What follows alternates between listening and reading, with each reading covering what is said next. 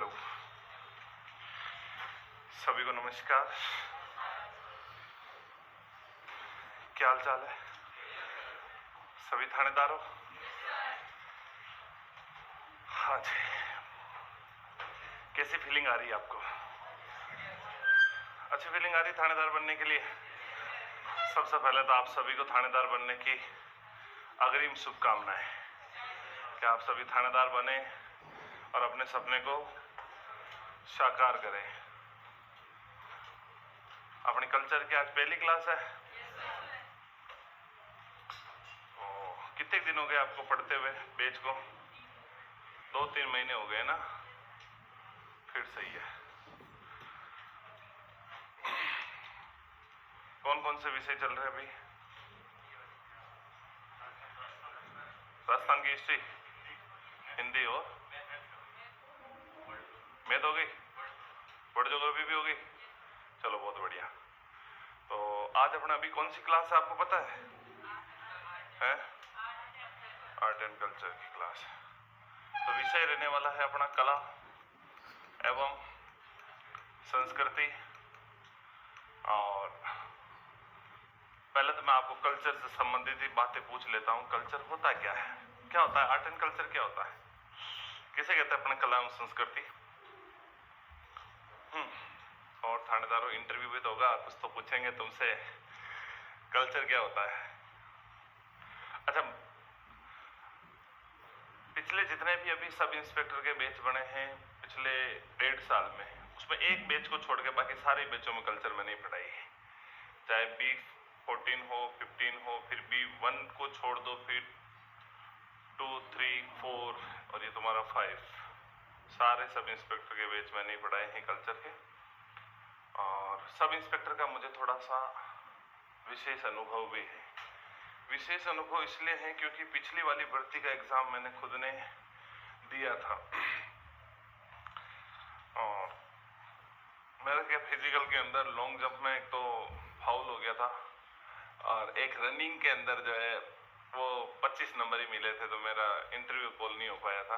क्योंकि चिनअप तो मार ली थी, लेकिन एक तो लॉन्ग जंप में फाउल हो गया तो उसमें 0 हो गया था, तो 55 नंबर ही हुए थे। उसमें फिजिकल में भी 60 नंबर लाने होते हैं मिनिमम।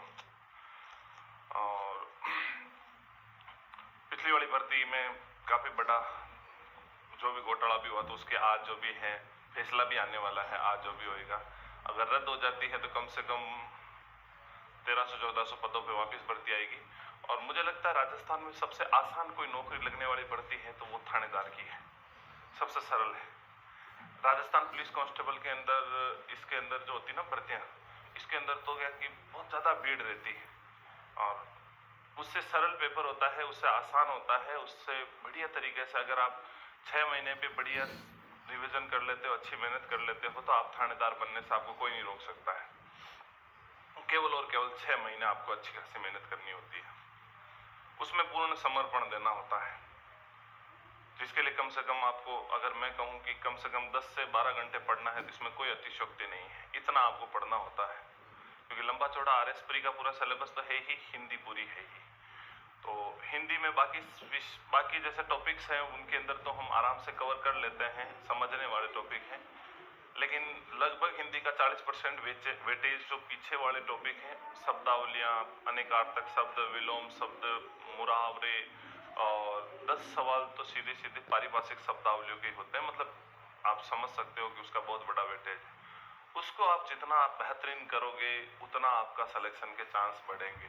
हिंदी एक ऐसा विषय है जिसको समझने वाले टॉपिक तो 70, 80, 90 घंटे के हैं, लेकिन बाकी का 30, 40 घंटे का ऐसा वेटेज है जिसमें आपको खुद को अपनी शब्दावली तैयार करनी होती है, खुद को मेहनत करनी होती है। जितनी बढ़िया मेहनत करोगे उतना बढ़िया मुकाम मिलेगा।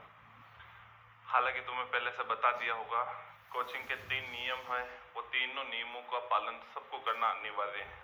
खास तौर से मेरी क्लास में लेट नहीं आने दूंगा, पहले ही कह रहा हूँ। क्लास में जब मेरी एंट्री तो फिर तुम्हारी एंट्री नहीं होगी, चाहे तुम मंगल ग्रह से आओ, चाहे तुम यम ग्रह से आओ, विलुप्त हो गया फिर कहीं से भी आओ, मैं नहीं घुसने दूंगा।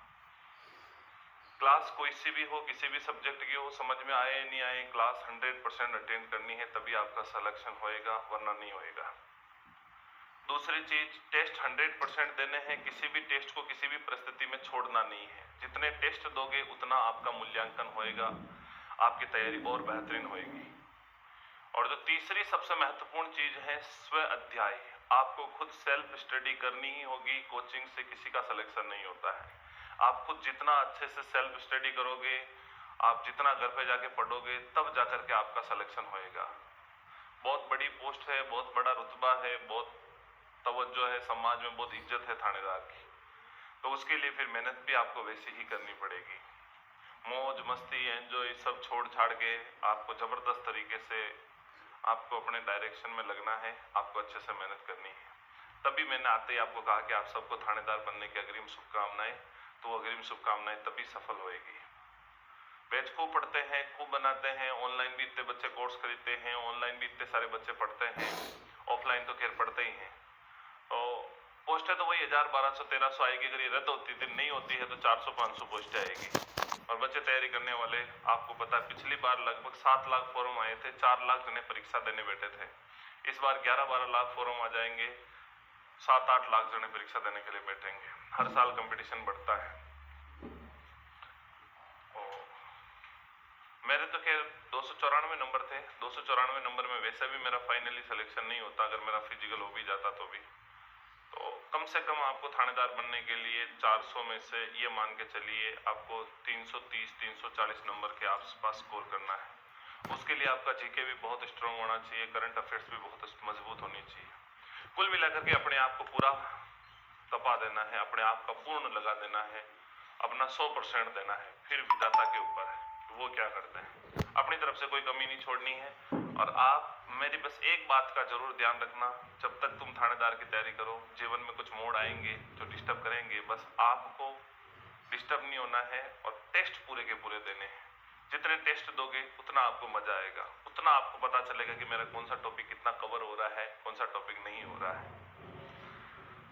तो एक बार फिर से आप सभी को थानेदार बनने की ढेर सारी शुभकामनाएं। इसी के साथ अपन शुरू करते हैं अपनी कला एवं संस्कृति को। लगभग हमारा 90 से 100 घंटे का सिलेबस है, कल्चर का मोटा वेटेज है। पिछली बार